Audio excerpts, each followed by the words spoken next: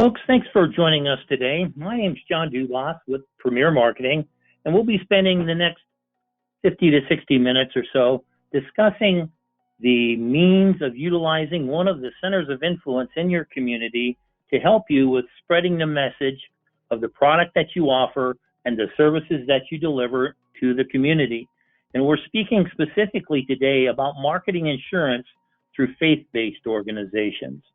For some people, I ask that you take some of this with a grain of salt, because some folks will look at faith-based organizations as purely a center of religious thought, which is true, but they are also a quasi-business who need to do things to support themselves and the faith community that they serve. And so we'll be spending a bit of time talking about the approach and the track to go to offer your services to these organizations and how to find them.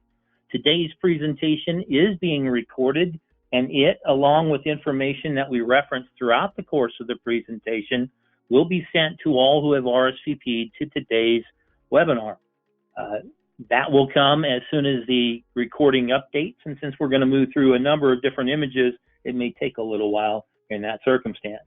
A bit of housekeeping: you'll note in the software package of the GoToWebinar, there's a section for both questions and chat. We ask that you use the question section to put your questions in there. We find that we do cover many of the questions through the course of the presentation, but we will make certain that we address all the inquiries that are put forth to us today. If I don't have an answer for them, I'm going to make certain that we do the research and include that as part of the follow-up. As a bit of level set, let's talk a little bit about who Premier Marketing is, very briefly. We're a national marketing organization founded in 1968 that's part of the Integrity Marketing Platform. We have offices throughout the country, across the country, and we act as an insurance wholesaler working through independent insurance agents such as yourself. We do so through contracts with different insurance carriers and other entities that are at the highest possible commission levels, with recruiting contracts available to those who qualify. We do so through a full portfolio of products that include the Medicare programs, the Medicare Advantage and Medicare Supplement plans, and the standalone prescription drug plans, the PDP programs. But we also offer a full portfolio of life insurance and final expense, pre-need programs, long and short-term care programs, disability income plans, and ancillary benefits that include dental, vision, hearing programs, critical illness and cancer plans, hospital indemnity programs, accident programs, and telehealth programs as well. It's important to note this portfolio because as an independent agent, you may specialize in one area and have contracts in others, or be a general agent with a lot of different information in a lot of different areas. But these are also topics that we can use in the course of our conversation with centers of influence in the community, particularly with the faith-based organizations that we will discuss today. That Medicare Advantage portfolio includes all the national carriers and many of the strong regional carriers that make a difference for you in your market. This is also important because many of these carriers will offer support for different types of presentations and, of course, the information you need on the programs themselves to make them a viable option to the folks that you encounter. That same philosophy carries over into the prescription drug programs, where the national carriers are available to you for your use through our organization. And the Medicare Supplements, it's a very broad portfolio that we offer, and we have specific programs put in play to help you be successful in that space as well. Our intent is to make certain that the entire Medicare population is available to you for your services, and do so through these different programs that we offer. And those include ancillary products. In each of these areas, the leaders in that segment is available to you through our organization: dental, vision, hearing, critical illness, accident, cancer plans, hospital indemnity programs, and the introduction of a telehealth program through MD Live. We'll be rolling out additional information on that this next month. When we look at the Medicare market overall and how it influences the populations that we see in the faith-based community, it's important to note that a lot of times when people speak to you about Medicare, they're talking about the aged in a manner of speaking. I shouldn't say it in that fashion because I'm approaching that number myself, but if you come on a program like this, you hear a lot about the aging of the baby boomers, the silver tsunami, the one turning 65 every 10 seconds, over 10,000 a day. That's true. It's not a true indicator of the size of the Medicare population, but it does have a reference to today's topic in the fact that many of the attendees of regular services at faith-based organizations will be older.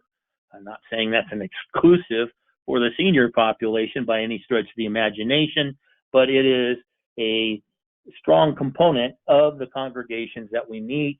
And it's important to note that even though people may be turning 65, they may not be accessing their Medicare benefits immediately upon their eligibility.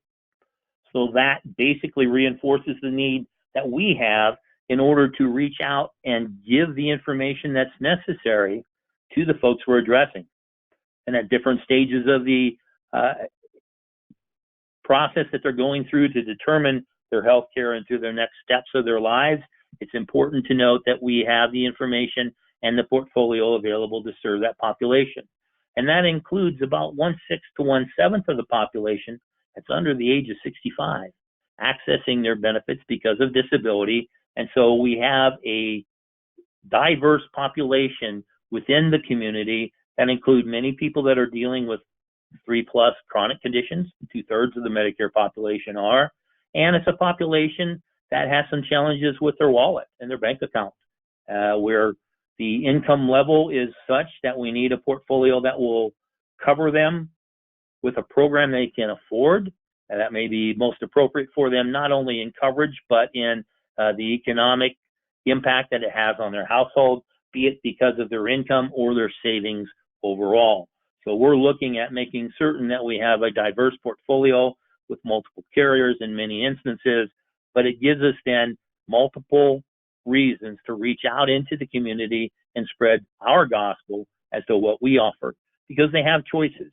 When folks come on Medicare, they don't have to do a darn thing if they don't want to. They can even decline the Part B should they choose to do so. Thankfully, most don't. But some folks at that point will just say, hey, I'm going to self-insure for the medical expenses as to what Medicare doesn't cover as part of their program, but I'm going to pick up a standalone drug plan so it can help me with those costs because, hey, I see them more frequently than I do some of the other things. And there is a portion of the folks that will say, well, I want to cover the shortfall in the Medicare programs by taking out a standardized, modernized Medicare supplement. Pay the premium, don't worry about networks, pick up a Part D plan to cover the drugs as well.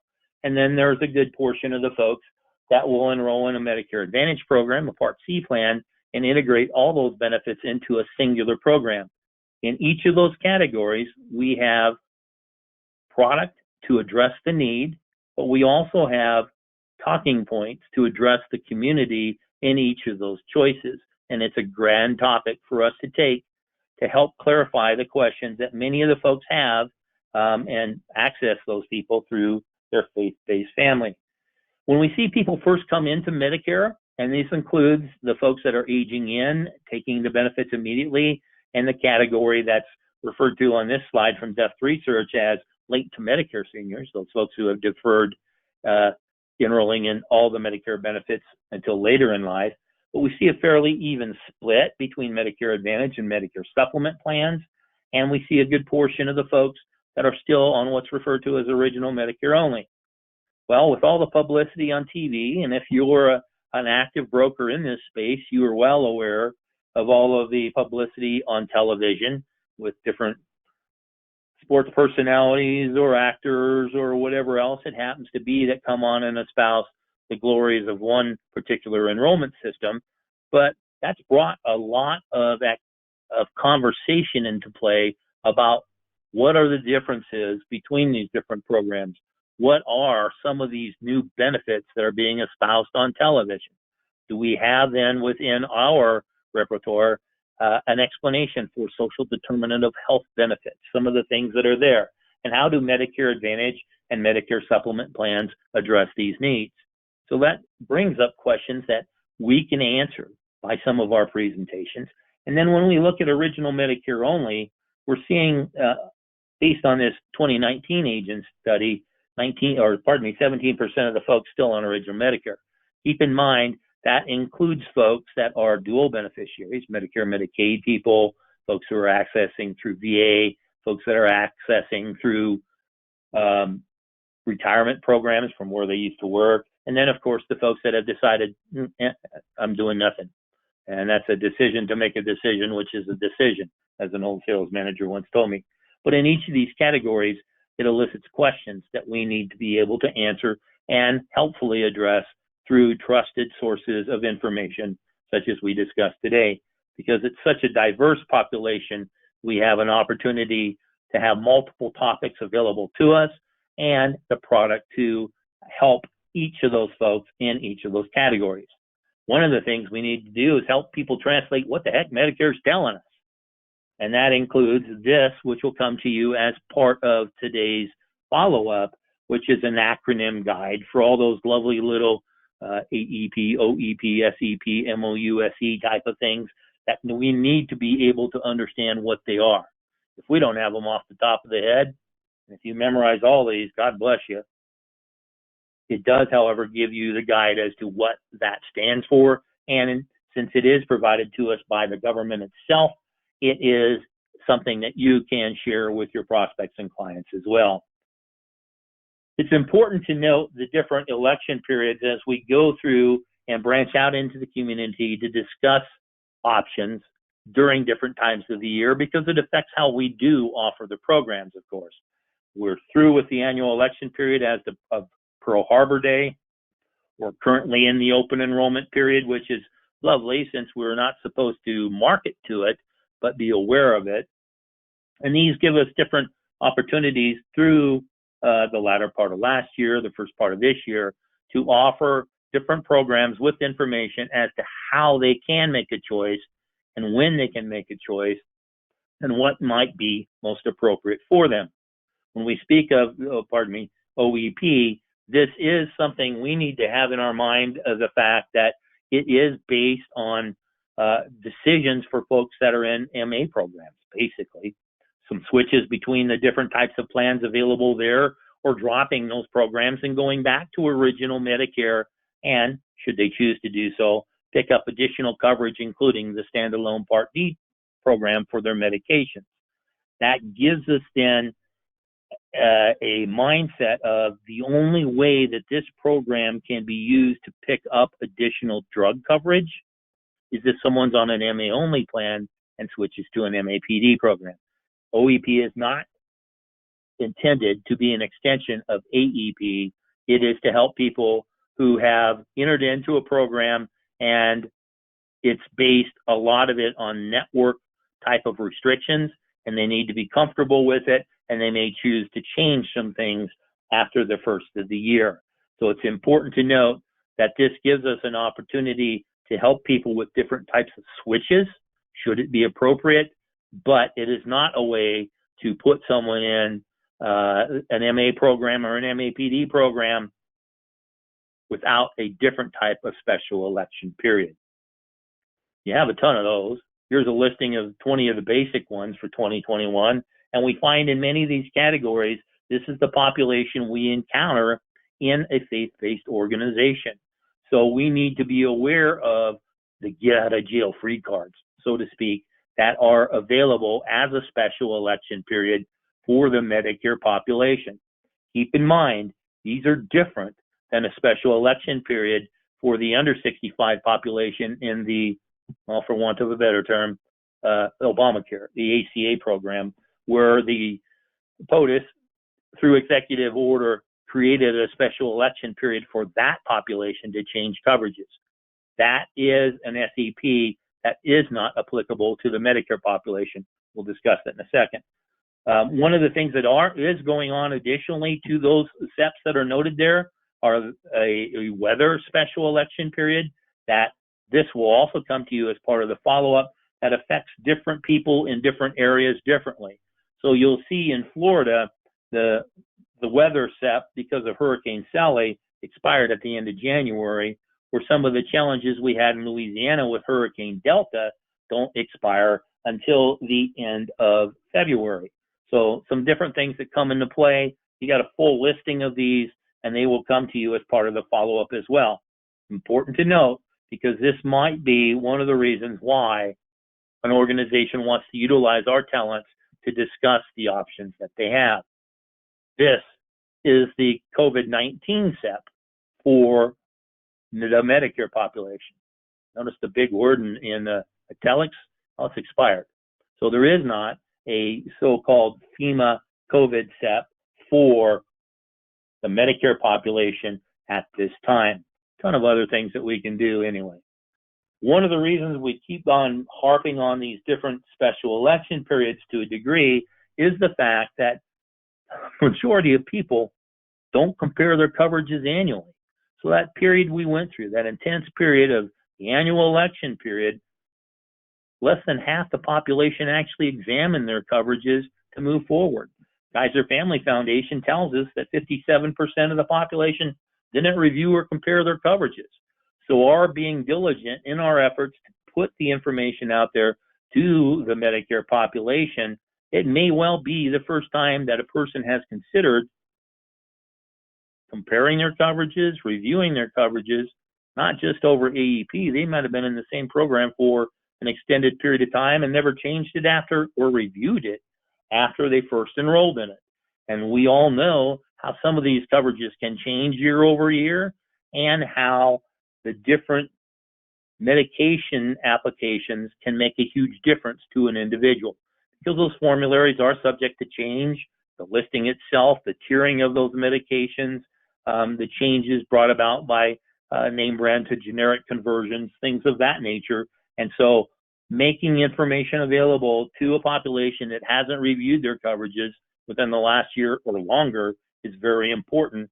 And it's particularly important when we reach into the community and we deal with the folks that are particularly vulnerable, those folks that are older, have lower income, lower education levels, or in fair or poor health.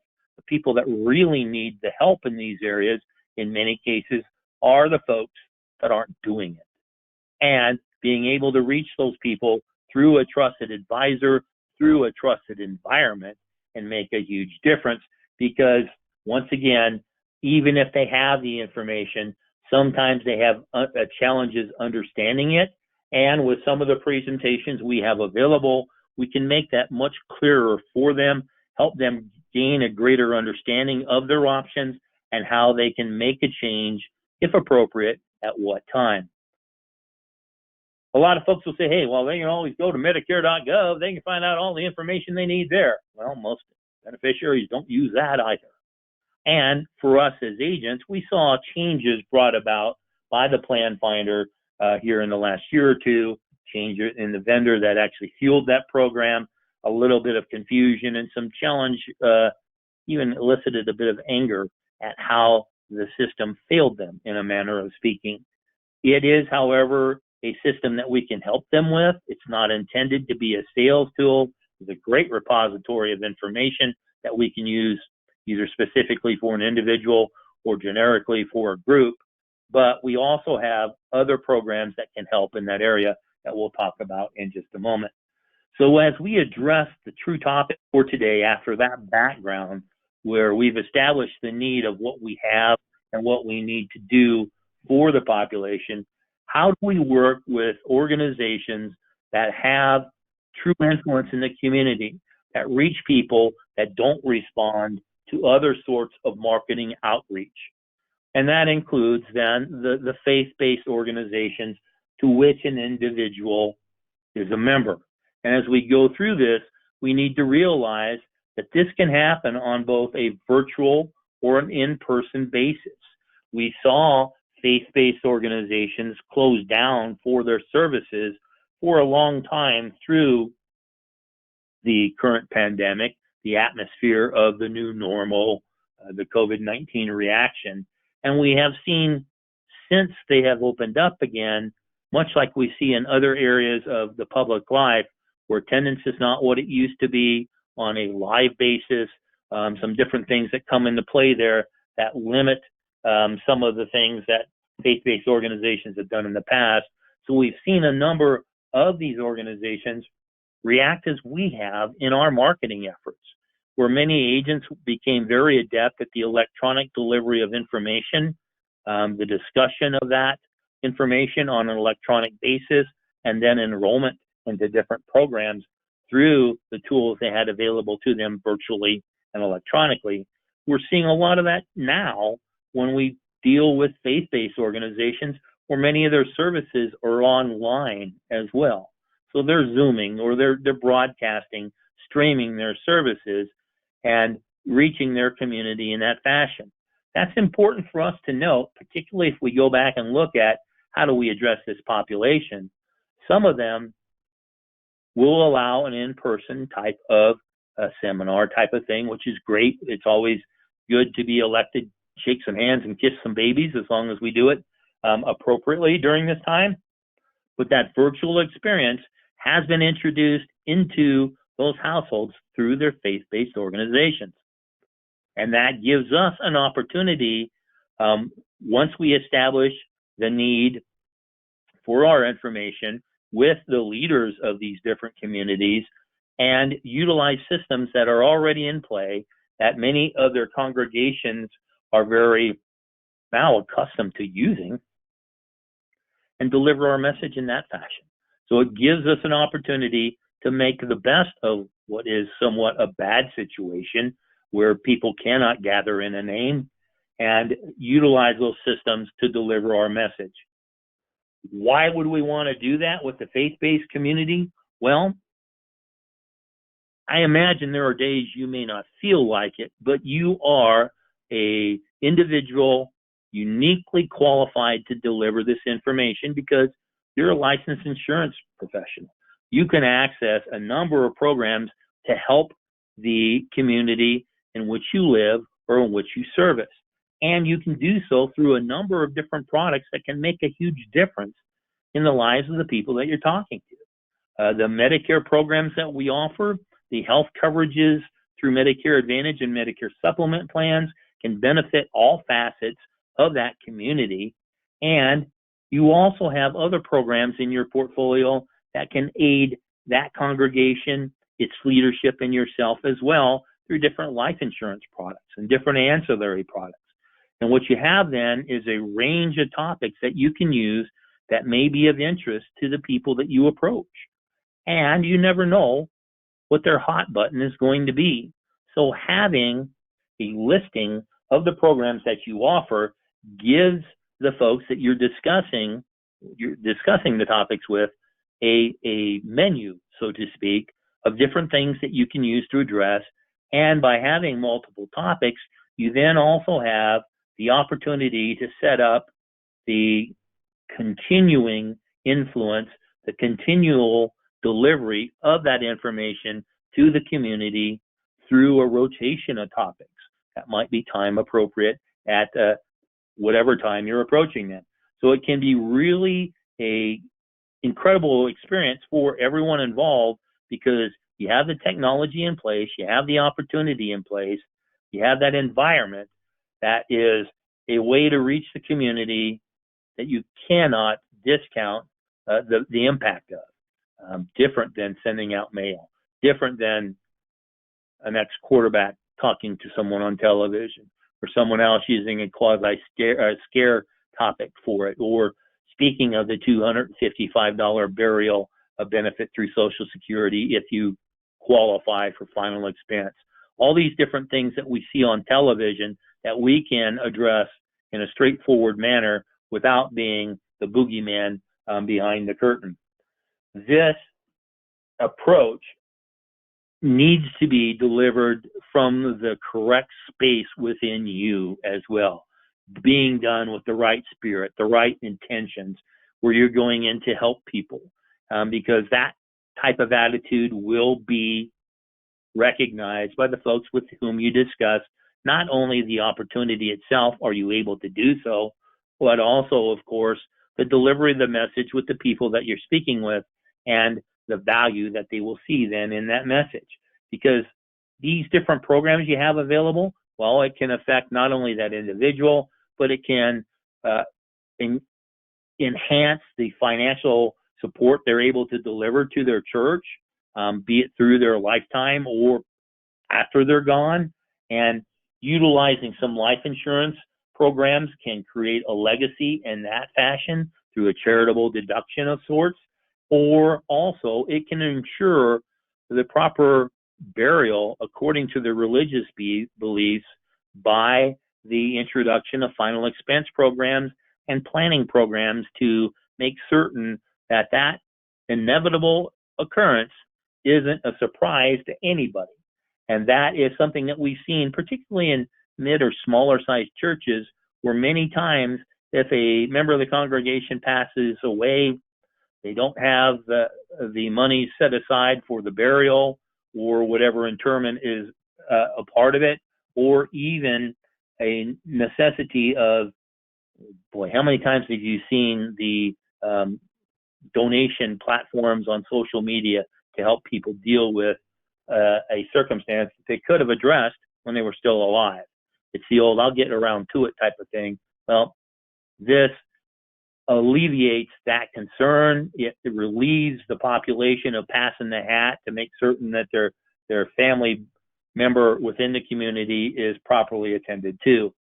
So when you look at what some of these programs will do for the congregation, that explanation of the current coverages they might have in play, reassuring them of what else is available, even at this time period where, gee, we're an OEP, we're approaching lock-in, I can't change some coverages. Yeah, well, let's do a little presentation here on our special election periods as to these are qualifying circumstances where you can change your coverage throughout the year in many circumstances. And since you're delivering that message through a place of trust, a place of comfort, where you are, in essence, having a tacit third-party endorsement by that organization, can make a huge difference in how that message is delivered and received. It is also a huge difference in the fact they actually are there to receive it, because many times the information they receive in this fashion through church, well, you believe it, obviously. And if you're delivering it and the folks have vetted your presentations, which we have available that they can do so, it makes a huge difference, because you then have an opportunity to affect positive change for the congregation, for the church, and yourself. When you look at some of the Medicare Advantage programs specifically, because of the zero premiums that are part and parcel of many of those offerings in many different markets, they can offer great health benefits, enhance a person's situation in that fashion, help keep them healthy, help keep them being a contributing member of the congregation for a longer period of time while lowering their financial obligations. It can create an opportunity for a larger financial contribution to their theological home. Might sound a little cold-blooded, but if you got more room in the budget and you can give more, well, here it goes. And it also can create a greater feeling of belonging and of participating in the church activities themselves, even though we're dealing in a very strange time period now.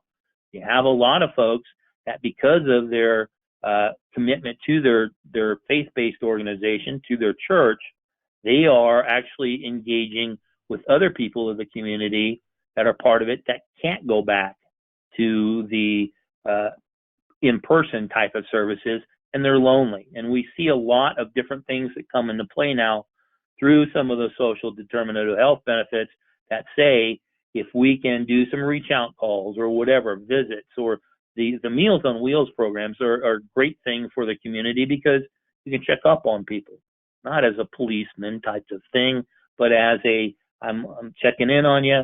I want to make certain that you're okay. That same type of mentality can carry over into the Medicare supplement and, of course, the prescription drug world, simply because if there are members in the congregation that have med sups and you conduct a Medicare supplement review, you can free up some dollars in that fashion as well. So we have then an opportunity to move beyond basic health programs and speak of life insurance with the community, because it is a way to create a legacy to the faith-based family with less of a personal investment. I remember as a youth in my home church, a gentleman, an old bachelor, passed away and deeded his entire estate to the church. And what a difference that had, what an impact it had on the church itself. It is a way then of the rest of us putting some dollars aside for monthly a premium for a much larger financial windfall, in a manner of speaking, to the church once we pass. And because you have the flexibility to take those programs and fit it into a budget, you're able to give a sense of quasi-permanence to that as well. So once they get into it, they can afford it, and they are comforted by the fact that when they pass, the church is going to have an additional injection of funds that can help that organization as well. Because it's the whole type of mentality of, well, if I die, why do I need the money? Well, you're not doing it for yourself. You're doing it for your family, be it nuclear, blood, or faith-based. Some of the things that we can see that how this can be of benefit to the church leadership itself is, of course, well, depending upon the size of the congregation or whatever else, what we see generally across the board in our country is a decrease in contributions to churches, temples, synagogues, mosques, whatever it happens to be. And this causes, obviously, some challenges on keeping the lights on. We see different faith-based organizations close their doors. They've been affected by some of the things that we've seen over the last year as well. And having that opportunity to deliver upon financial support through the programs that we offer, directly or indirectly, it gives greater financial stability to the organization, and it may free up the dollars that are available for other areas of concern as well, to their outreach in the community for one reason or another. And one of the things we see in many communities is it's the faith-based organizations that are doing some of the charitable work. They're the ones helping with meals. They're the ones helping the people in need in their community, and freeing up some of the dollars or designating financial assistance in the future can really help them with their overall mission. Obviously, for you as an agent, why would you do it? Boy, I'm not comfortable approaching churches. I'm not comfortable doing some of this stuff. Well, keep in mind, if you do, it creates a trusted environment for you to address those prospects, be it live or virtually, that may be otherwise difficult to reach. Some of these folks that go to church, obviously, they aren't responding to television ads. They aren't returning a mail. They aren't calling in off a commercial. It gives you an opportunity to reach the people that in many cases are the people that need the help the most. And you're able to do so through that trusted environment. You have a group then that shares in a singular belief in many circumstances that are receptive to the message that you're delivering. We're not being salesy. We're delivering information. We'll talk about that in a second. But it gives us then a opportunity to utilize the most valuable sales resource, and that's the referrals.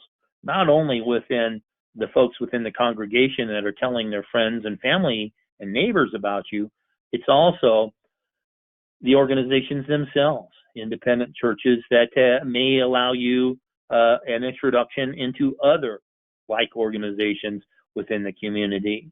So that can be a huge way of marketing within a marketing program. How do you find them? Well, God bless Google, I guess, but there are websites out there that can really make a difference for you. Churchangel.com allows you to go into a system, pick a zip code should you choose to do so, a particular faith, whatever, and pull up data on organizations in a particular area. This one is concentrated on the Christian faith, but it gives you then an opportunity then to find organizations in an area. And since we are, many of us, becoming more adept telephonically or electronically at reaching out, smile and dial for churches. It's a great way to get in touch with folks and visit with them about the services that you offer. You can do the same thing within the Jewish community, with the different synagogues that are available, and within the Islamic community as well, where you can search for mosques by zip code as well. The different faiths that are out there, one of the most interesting experiences that I've had in my marketing experience was with, I'm trying to figure out how to best phrase this, a faith that isn't of any of these three, that I spent a whole day at through their services and the community that they shared thereafter. And on one side of the building, women on the other side, an interesting perspective from my part. But it's a way that you also then establish yourself as a subject matter expert in an area. A great way to go into those different centers of influence and work with those communities. And keep in mind, many of these organizations have different subgroups that can be very helpful for you. Senior groups. I belong to a church who had a name for their senior group, Golden Saints, a great organization. There are also, in some of the larger churches, particularly caregiver support groups, where people who are dealing with family members who have challenges with their health for one circumstance or another, band together to lend support to each other. And many times they need someone to help them deliver information on a periodic basis, and having different topics on short-term care, pre-planning services, a number of those things that you can deliver, that we can supply you, can make a big difference. There are a bunch of social organizations there that are an outreach of a church too. I used to have a number of Romeo groups that I dealt with. What's Romeo? Retired old men eating out. Great bunch of guys.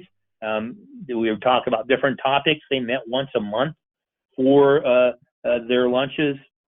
I had the opportunity to address them generally on a quarterly basis, rotating topics, a great informal presentation, still utilizing some of the same, finger quotes working here, sales tracks, but things then that can make a difference to them in delivering information totally informally, non-threatening basis, and very well received.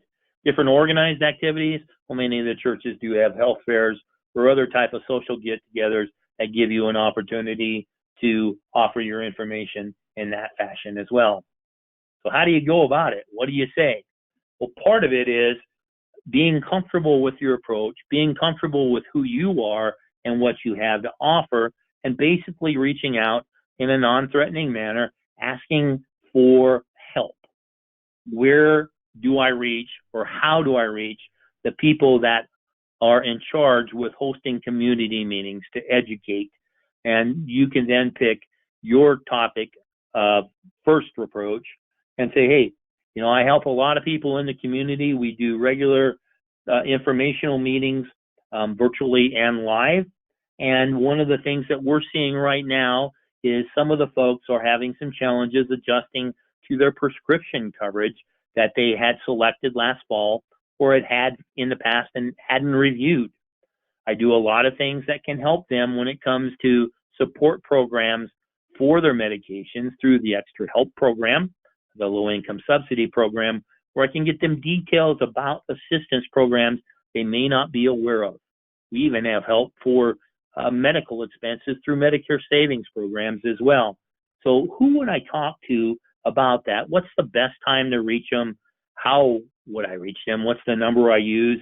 Do you have groups that are specific to the Medicare population? Would there be other people within your congregation that would be interested in learning more about these topics, or is there a specific senior group? So it's not verbally throwing up on them as I just did on you, but keeping in mind what would be a hot topic to use as your opening approach. And right now, of course, because there's so much information and misinformation to a degree being propagated upon the population, having an approach where it's a assistance program makes you non-threatening, opens up a discussion about a hot topic, creates a special election period if they don't already have it in play. If they already have it in play, well, gee, they've got that set now. So some things that you can use to start with that conversation. And if you are more of a life insurance agent, it's a similar approach where you're going into discussing, hey, I've got different programs that help people pre-plan for the inevitable. Our organizations have seen different congregations have to deal with helping people with burial, and we have pre-planning processes that can help plan for that and set aside dollars in order to make certain that they are taking care of themselves. You have people, once again, that same conversation, who would be responsible for setting up such a meeting? How do we reach them? Best time to do so? Are there organizations that do fundraising for the church? Because this can be a very integral part of that initiative as well. And once again, do you have seniors that are part of your congregation that might be particularly interested in these services and that information? Then we are able then to go into some of the other approaches that we could use for other topics outside of the assistance programs and the life insurance programs that speak more to basic education on Medicare itself. Going through with the same sort of approach, we reference on this slide the Medicare Made Clear programs. That is a United Healthcare program. I reference that not only because they make available to us the presentation track to follow, another way of delivering the information, but they also make available to us the different ancillary material, the handouts, without cost. So if you're unfamiliar with that, I suggest you go to Jarvis and do some snooping. I'll get some information to you on it as well. But it's a great way of having collateral material available, laid out, compliant, colorful, easy to read, and very economically advantageous to us because we don't have to pay for a bunch of that detail. It then allows you also then to integrate in the assistance program as part of that approach as well, while mentioning that you have other topics that are available that may be of interest to their community as well. So you also have a approach too that goes to and references the current state that we have on television, where I work out of my home. I'm coming to you from my office at my house, and I have the television on the cowboy station, the grit station. So I have noise here, kind of a bit of white noise. But what it also does for me is it enables me to monitor and watch that plethora of advertisements that are out there by ex-quarterbacks, ex-actors that lay out information, and with other organizations, sometimes where they're roping in benefits from all over that may not be applicable in a particular area, and it's causing concern as well. Many of the folks that see those will call those 800 numbers, those toll-free numbers, but some of them will not, and they'll just worry about it. And if we're able to address that as a topic in our discussion, it's like, hey, you see all those commercials on television, they're mixing benefits together. I want to make certain that we deliver a message to your folks that is applicable to them and their circumstance. So you're cutting through the joy of an ex-quarterback with very large ears who is being very demonstrative in his approach. Well, we can be as demonstrative in a much more reserved fashion by working with church leadership to make certain that they understand the differences between the programs that are out there. And it carries over into different types of approaches that best fit you in your personality. If you want to take and read these one by one, you can do so. But if you're going to do that with someone over a telephone or whatever, and you know what it's like when someone calls you and they start going through a script, here, talk to Dr. Dial Tone. We don't need that. We need to make certain that you're comfortable with these types of conversations, but also the reasoning behind that conversation. Hence the number of different types of approaches that you can tailor to your circumstance, your comfort level, and your practice, and work that message in a manner that is informative, but in essence, finger quotes working again, you. It is in many circumstances a great comfort to these organizations if you make plain to them at the outset during those meetings. It's not a selling circumstance. You're delivering upon information. It's educational in nature. Doesn't mean you're filing it as an educational event. If it's an MA or PDP program, you can file it as a sales event and just not collect that type of thing.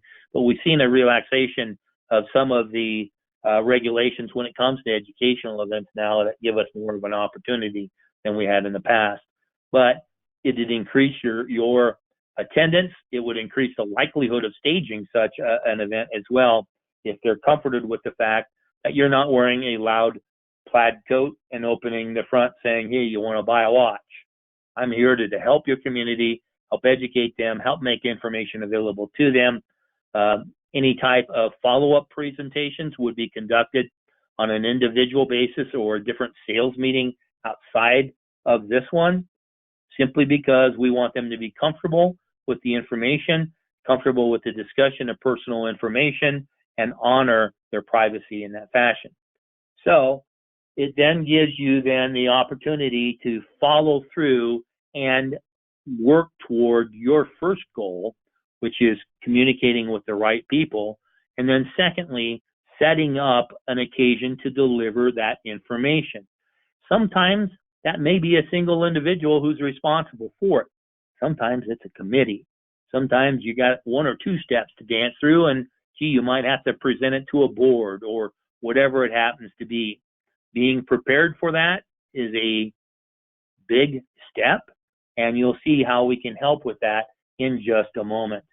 Once again, this is much like a presentation you would do as a community in any other sort, because you can take these same sorts of tips and use them for other centers of influence, the senior centers or different organizations that may be affiliated with a hospital, a care group through a hospital, those sorts of things. Delivering the message in this approach can work with all of them. We're concentrating on faith-based organizations, not only because they are a solid reference group within the community, they need our help now too. So delivering this sort of information can be helpful to them as well. And keeping in mind, you need to be confident in yourself to step past the whole, boy, I'm calling a church. Gee, if your faith is shared with that organization, those are some of the first people you want to help, your faith family. But keep that consideration in play when it builds your confidence, because you are unique in being able to deliver this information. There are a lot of well-intended folks out there that don't understand the options they have available. They speak only to one topic. You being an independent agent with a portfolio of programs, well, you can tailor it to the needs of the individual like you do in any of your other marketing opportunities. And having that confidence moving forward can really help you with not only the delivery of the topic, once you have it established, it's also the presentation to get there ahead of time. So we have some different things that we'll show you in a moment too that will help you with leave behinds, a reference for you type of thing. And you are then able to utilize a piece of scripture, where your treasure lies, their heart shall be.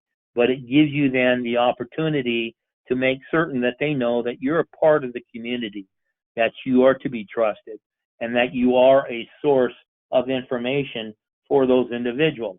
So when we talk about the leave behind, the follow-up piece, here's a sample of what I have used in the past as well. And taking a peek of this, it's going to tell you a little bit more about me than you probably want to know, but we'll run through it very quickly because it gives you then a talking track, a sales track in a manner of speaking, to deliver your message to the people that you're contacting at these different organizations. Your agenda tells them who you are. Obviously, you've got a better looking picture to plug in there of yourself, but give them some details about you personally to humanize you and your qualifications for delivering these messages. Let them know of the different topics that you have available for discussion and why they would want to do so. The confusion that's out there from a multitude of sources on an ongoing basis, and how you can help clear up that confusion. It gives you then also the layout of some of the different presentations we have available for you to use in these circumstances. A bunch of programs out there that can help you with Medicare topics of interest. Just the basics, the Medicare 101, the Medicare Made Clear. United Healthcare has that great piece, but there are a ton of different carriers out there that will deliver that as well. In some circumstances, if you're using a carrier-specific material, they want to know about it. But that's not all bad either, because then, gee, maybe if there's a cost associated with this presentation, they can help.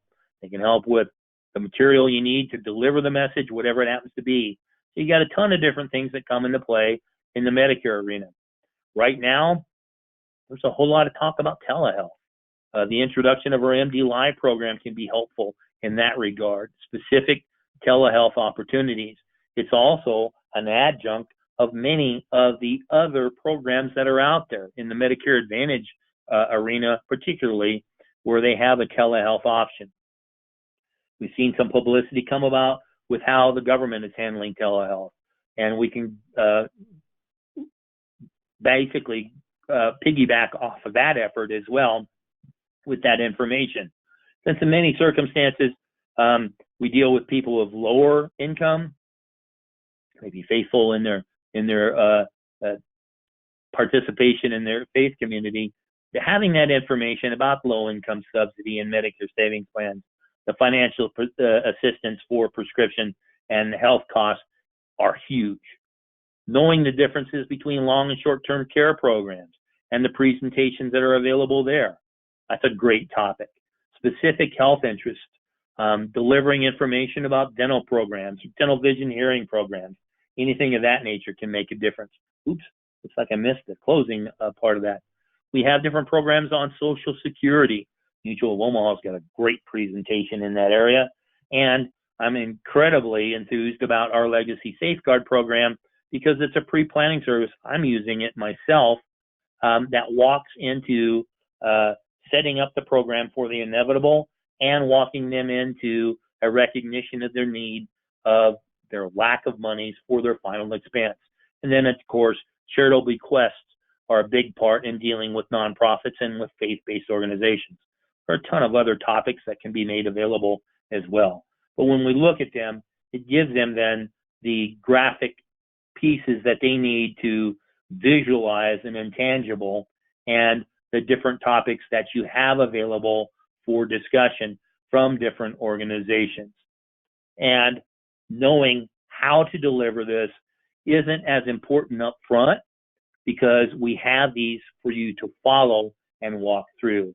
So it makes a great difference as to not only who you are, what you have to offer, but what it can do for the organization that you are approaching. A great way to once again tie in all of the information you need to be that valued resource for that organization. It's also important because different people are confused at different times of the year by different things, if that's a long way of saying it. You know, the whole thing with drug coverage right now is a big topic. Getting help with some of these additional expenses, complications on the delivery and reception of that information because of what's going on in the world right now. You bring solutions in each of these areas to the people that you're visiting with. Some organizations may actually use this as part of their community outreach, where they're serving their community as well, and they make this information available not only to their congregation, but also the area in which they inhabit the world, so to speak. It gives them also an opportunity through some of the systems they may be already using to live stream or deliver services, a way to increase their propinquity. I wanted to use that word. Their reach out into the community. Think of it in relation to what you've done over the last few months as well, where a lot of what you may have done in the past was face-to-face type of prospecting and things of that nature, and how that entailed additional time on the road, different types of time constraint that way. You are able now, through electronic function, to branch out much further than what you had comfortably in the past. Many agents are multiply licensed in multiple states. So it's something to consider then where your community that you're approaching here may be able to reach out into their community and deliver a service to their neighbors as well. Once again, they have different ways of publicizing this event. I'm going to speed up. I'm near the end, believe it or not, but it gives you then the opportunity for the church to use its resources and some of the things they can do that you cannot in a marketing circumstance. They obviously can do different things to help drive the attendance through mention in the church bulletin, posted in the entryway. Some congregations even give the information straight from the pulpit. And it gives them then, once again, the information available. And if you have worked with the organization, or if it's a new relationship, and you, however that circumstance may be, you're setting up a calendar of events as well, one a quarter, whatever it happens to be. It's a great way then for the church leadership to share that information, where they're making available to their congregation different pieces of information on different topics, and it's available to them. I mentioned it's important to be consistent in this and rotate your topics. It's like some of the things we talk about with direct mail or some of the other things. If you're consistent, you're going to see more value out of it. They're going to recognize you as the individual that's delivering information and following up and delivering upon solutions to that as well. So it gives you an opportunity to entrench yourself into community by some of the most trusted resources that are there as well. You got to make certain that you follow the rules, depending upon the topics that are there. Obviously, you're not going to file for a long-term, short-term care presentation or one for Social Security. But if you're talking about Medicare, I would strongly recommend, even if it's Medicare or Medicare Supplements or PDP, you file it and you have the different information on file to protect yourself compliance-wise. It's awfully important that you're comfortable with the presentations that are available to you, and obviously the one you're going to deliver. If it's going to be live, well, do you have the material that you want to disseminate at the event? If it's virtual, do you have a means of disseminating that information electronically? Once that's in play, of course, you want to make certain that you market the event as you've agreed to with the folks that are giving you permission to stage it, conduct it, practice that presentation. In many cases, for folks that aren't comfortable with group presentations, if you're doing it virtually, while staring into a computer screen isn't nearly as threatening for a whole lot of folks as it is to stand out in front of a crowd of 50, 100, 200, however many people. So there's a little different consideration that comes in play there. And then, of course, the follow-up is so important, not only with the people who have asked for the information, but also with the church leadership as to how you perceive it was a benefit to those attending, and how we can fold this into future presentations as well. Because you've got that whole portfolio, once again, that you can talk about, all those different topics, and you have all the information available to you to be prepared for it. So there are a ton of different trainings that are out there that you're using anyway for your regular presentations. Incorporating them into a seminar type of presentation, which we have hopefully demonstrated to you with some of the presentations that are available to you, can make a huge difference as to how effective your presentation is going to be. So some of the things that we can do to help you through our organization is, you got a whole bunch of different topics there. I'm not contracted with enough organizations. You can go into Assurance Bay, create an agent profile, and contract with multiple organizations electronically. We can offer you discounted E&O. Qualified agent, what's that? Well, you got a contract with us. This is a program that you own and covers you regardless of whom you're contracting different programs with, different hierarchies. A great way for you to protect yourself in that fashion. You can also make certain that your license stays in play through our bundled discounted CE courses, continuing education courses through our association with WebCE. You can add to your own benefit package through a modified guarantee issued disability income program for yourself that you're paid commission on. And much as where today's presentation is being recorded, we have a library of past presentations that can be helpful for you as well. The grassroots community type of presentation can be a way for you to support a faith-based organization using that as the center of your influence. So going through some of these different presentations, buffing up on concept or particular carrier information while it's available for you 24/7. We do, of course, offer our agents without cost access to electronic tools through Medicare Center. That's that quoting tool. That's a singular sign-on for 3 different quote engines. CRM, that's part of it, enables you to do comparisons on Medicare Advantage and PDP programs side by side compliantly, collect a scope, store it, everything you need to do in order to prepare for and sell people in different situations. That includes access to the CSG engine that gives you the information about Medicare Supplements, that complimentary review, different pieces of information on MA, and cross-selling abilities through that tool as well. We have a piece on our website too that helps you with all of the extras you get by different programs. MA and PDP don't count because the max comp is set by the government, but different incentives and trips are made available through different products with different carriers. It's all in play here, and those trips and incentives help you qualify for Premier's version of it as well, which last year was going to be a cruise. It wound up being a check for a lot of folks, up to $4,000 for many people. So keep in mind, these different lead programs can be made available to you. We have contact lists that are made available. Once again, the approaches to the senior centers of influence.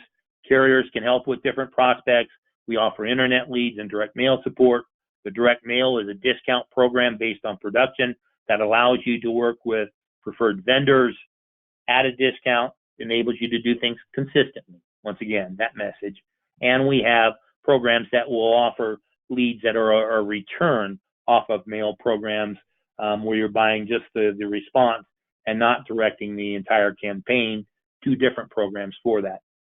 The internet leads, Facebook leads are available for final expense in Medicare as well. It's all a package of a program where we're looking to earn your business and work with you and put you in a position where you are positively influencing your community and your pocketbook and your agency. We want your business and we'd like to work with you for that. So if this is something that you are interested in, obviously the follow-up's going to come to you. Make it a part of your marketing plan. Discuss these programs with your premier marketer. We will be reaching out to folks to follow up on this program to make certain that we don't miss anybody of interest. But if you have questions particularly about it, bear with me a moment. I'm going to check on some of those now. It appears we had a little problem with sound for a little bit of the time, but hopefully we're able to rectify that with the recording as well. Question, after enrolled, can a member become pregnant and the plan cover delivery? That's a person who's left the conversation here. Pardon me, I ran a little long. However, that is an under 65 program, and we'll be able to get you some specifics on that. Thank you, Stacy. I hope somebody understands my feeble attempts at humor. Sometimes you get out of jail free card. Provider directories, you have different ways of accessing those through carrier sites and also through our Medicare Center program, which can direct you into different providers type of things. Faith-based short-term care plans, this is not a program of the medical sharing through a Christian program. This is actually specifically detailed for approaching the faith-based community. Steve asked, and he's left, but we'll answer the question, do these meetings have to be approved through CMS? Once again, that was kind of covered where it depends on the topic. If you're talking about Medicare, I would. If you're not talking about MA or PDP programs, of course, you don't have to.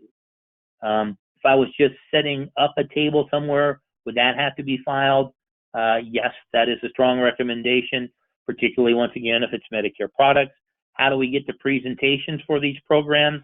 And we will make them available for you. There is a couple of ways we can do that. I can't send them all as part of the follow-up because they're huge, but I'll come up with a way where we can access them through perhaps a Dropbox or another thing, or if you have one that's specifically of interest to you, I'll make certain that we get it for you. So that said and done, we've covered the questions that are in there. I thank you for the time that you invested with me today, and a little over an hour. My apologies.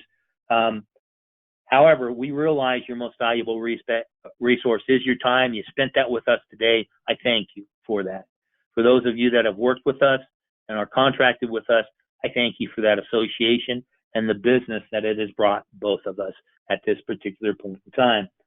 I also want to make certain that you watch out for the follow-up. Sometimes when I blind copy and have links or attachments, it may go into your spam folder. So watch for an email from john.dubas@premiersmi.com. Put me as a trusted source. Keep me out of your spam filter if possible. And we will make certain that that information is delivered to you. Until we have that opportunity to speak with you, I want to thank you once again for your time and wish you good selling.